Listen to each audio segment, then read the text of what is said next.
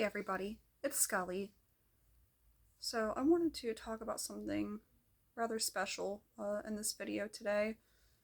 I did not originally plan on talking about it on this channel. I was going to keep it separate from this channel, but I've been talking to people about it and decided I would share a little bit of it with you guys today. I've really gotten into writing and much better, more passionate about it than I originally thought when I got back into it. So I wanted to tell you about some of what I've been writing. I decided in this one I'll talk about probably the one I've been writing the most. I decided to call it Days of Rain. So, I should probably warn you that this story is rather adult, a little bit controversial, kind of graphic, violent. Yeah. So there are some things in it that are probably not suitable for everybody. When I decided to write this story, I really had started getting into like Marvel and American Horror Story, and I really started getting emotionally invested in Loki from Marvel. Really like him. And then I got really emotionally invested in Michael Langdon from American Horror Story. Two villains. Two very, very bad but wonderful villains. I do apologize if my speech gets really revved up in this. This is something I'm very passionate about, as you will probably see pretty soon. But yeah, Michael Langdon and Loki, I just really liked the two of them, and I just kept thinking, like, what if those two got together? Like, all the stuff they do. What would that be like, Partners, like, taking down just stuff together. No, a little bit more. Closer than that. Lovers, okay, sure. So, I made my own characters. One a lot like Loki, and one a lot like Michael Langdon, and I put them together, and that's where Days of Rain was born. I'm not done with this story, I'm still working on it, but I've been working on it for probably about a year and a half now, and it's been a very wonderful outlet for stress and just entertainment as well. I really enjoy writing it. So, through Loki, Xander was born, and through Michael Langdon, Morpheus was born. So Xander is a deity like Loki, a little bit different than him. His powers are different. Appearance-wise, he's supposed to be like him. His personality-wise is a little bit different.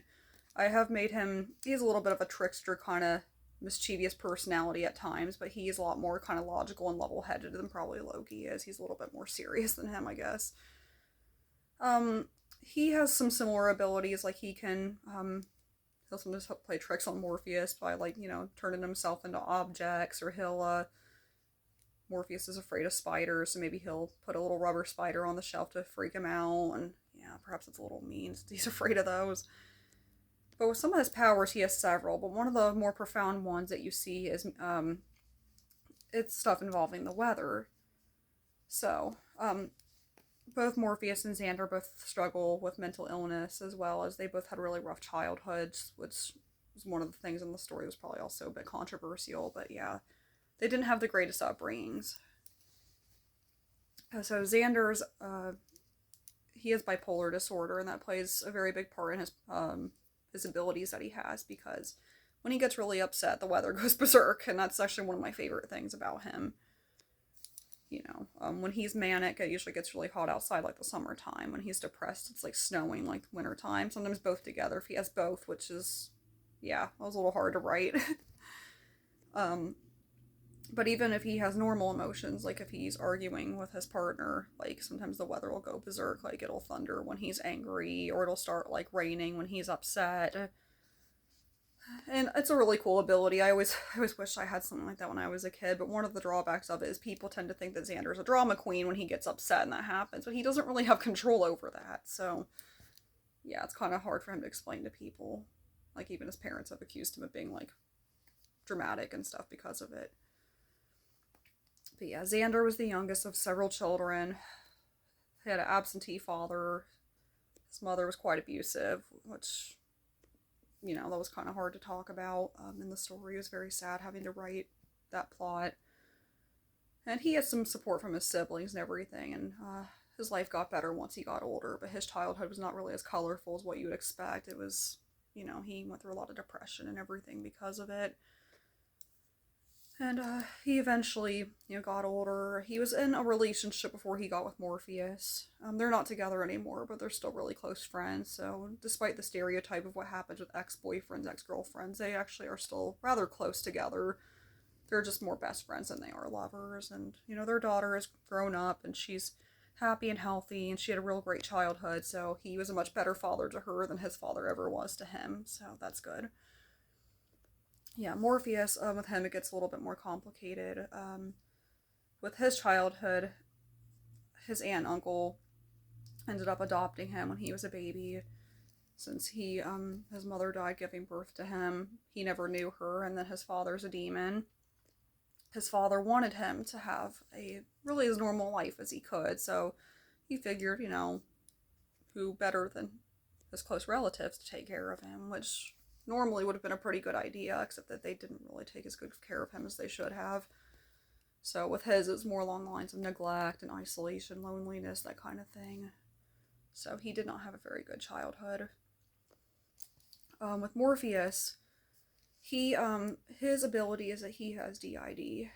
Obviously, it's going to be a lot different than what you would see in regular, like, DID. It's a very complex, trauma-based illness.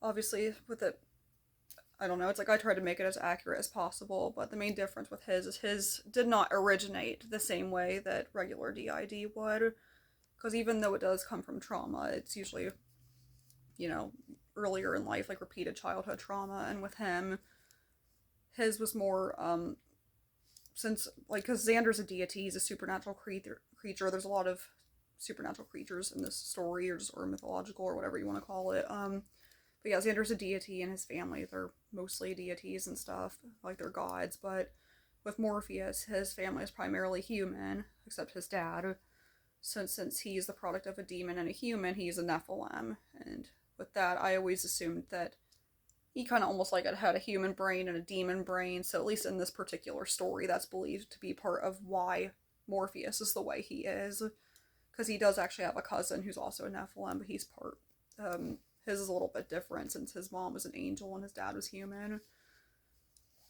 So we don't know a whole lot about his cousin yet, or really a lot of his background, but with Morpheus being a Nephilim, it was believed to be one of the main reasons why he was a little bit different, like his brain was different than what you would typically see, since he's not like a full-blood human.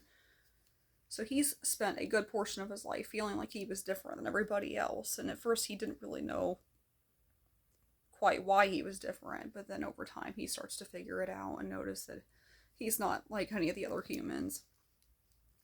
So, you know, as he gets older, he eventually gets away from that, and yeah, so he eventually discovers he has alters, and his eyes change color based on who's out, so you know who's out.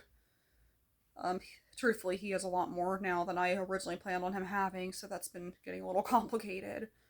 But it's been really interesting kind of writing those and seeing, like, you know, where exactly they came from, what significance they have to things like his childhood, what memories they have, and how different they all are, and yeah, I was going to make them all male at first, but then I kind of started to change them a little bit, and yeah, still working on that part.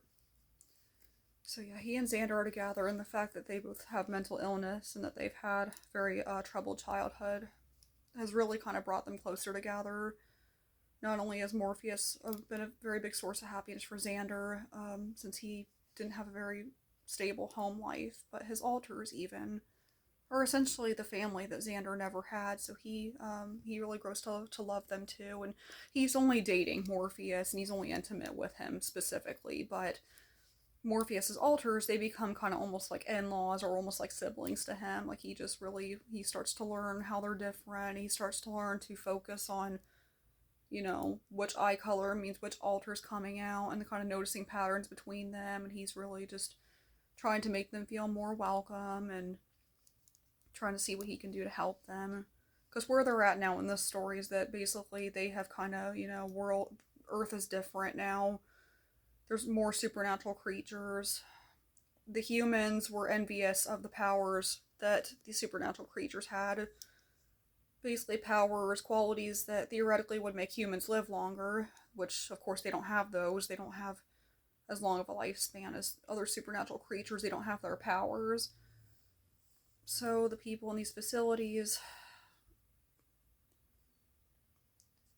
they had made experimental facilities where they were doing experiments on people and supernatural creatures.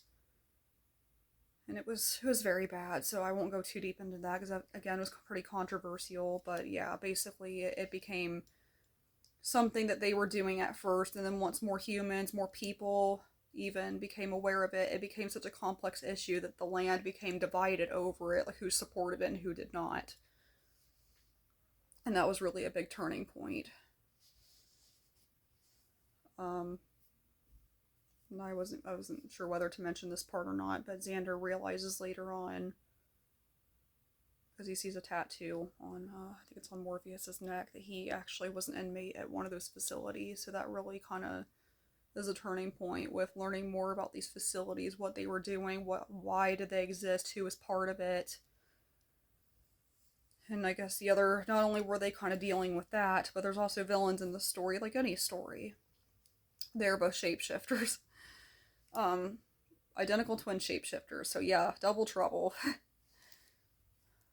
Giovanni is one of them. Ezra is the other one. Giovanni's the main, really evil twin. I mean, they both are evil, but Giovanni is kind of the more one that you focus on the most. And Ezra is his brother, because Giovanni is out doing his own thing, being evil, even before Ezra met up with him.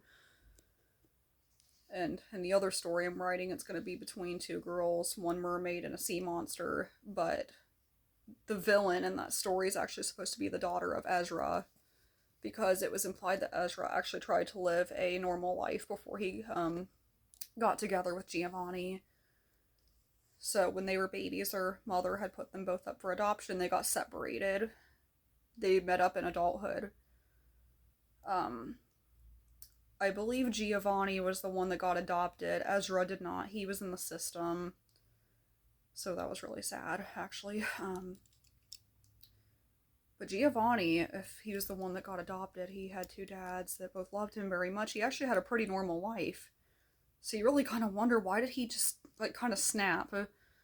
Well, when he ran into his brother and found out both of them, even though they were adopted, they felt very isolated, because it is very difficult for somebody who, if you don't know your birth family, that can be traumatic for people.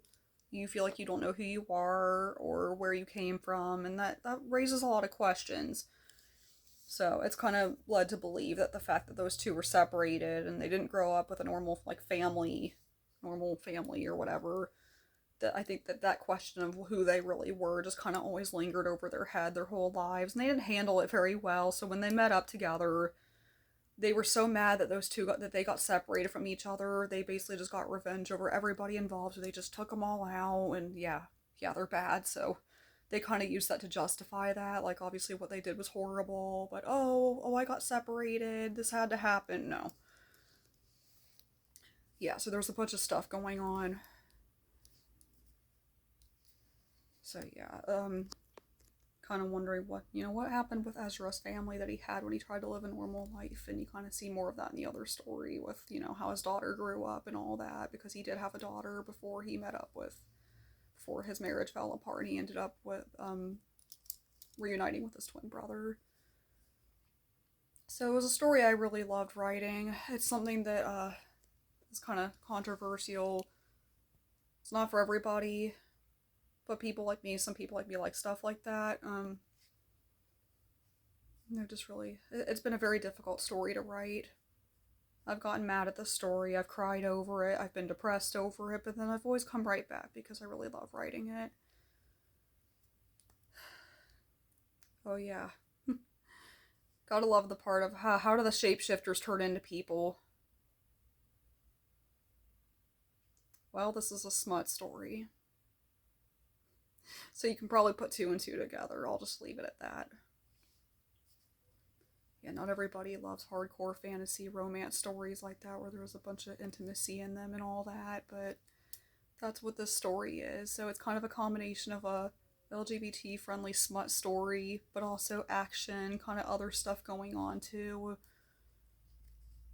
Yeah, there's a lot of stuff and it's kind of sad and stuff too. And there's many, many, many other characters than the ones I've listed because I haven't even really told you about a lot of like Morpheus's alters and how different they all are because they have different powers and stuff too.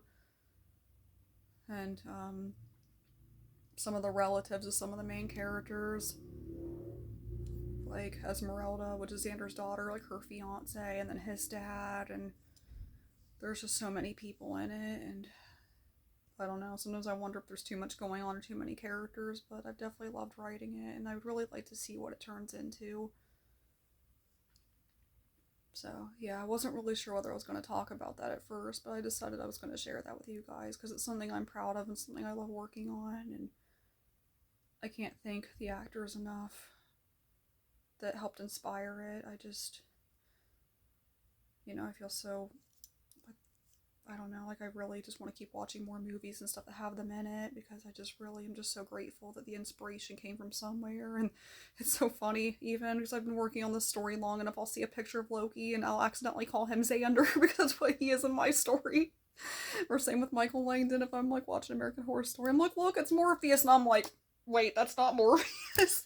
And I do it without even thinking about it, and it's like, it's just funny how what they started out with as in other shows versus what they are in my story, and how you could take something from one story like as an idea and then it becomes part of your world somehow. And that's why writers really should know, and people who make movies, how when you write a story, not only is it wonderful because people love it, but think of all the stories, the other movies and stuff that evolve from that original one. Like, who decides to write a fan fiction based off it, or their own story, and hey, I'm gonna get this idea from this one because I loved that show growing up. Like, yeah. You don't always know how much you touch people's lives until you see more things that kind of spark from it. And that's a wonderful thing because we all influence people in our lives more than we think, and that's a very powerful thing. So even if it's not something you always see, keep in mind, hey, something else could come out of this story or this movie. Or even if it just makes you happy in your own way, maybe it gives you strength, it gives you courage. Everybody needs a superhero. Everyone. Doesn't matter how old you are. Everybody needs a hero, everybody needs inspiration. So we all need support in our lives, even if it's from something fictional. It can still be great. So, until next time, have a great day, guys. Oh, and if you want to know more about this story, I do have it up on one platform. So if you're interested in taking a look at that, feel free to let me know. Or if you want to know more about it in general, I'd love to make another video and talk more about some of my writing if you're interested in it. So just be sure to let me know, because it's something I love doing and that I love talking about, especially if you guys like it. So have a great day.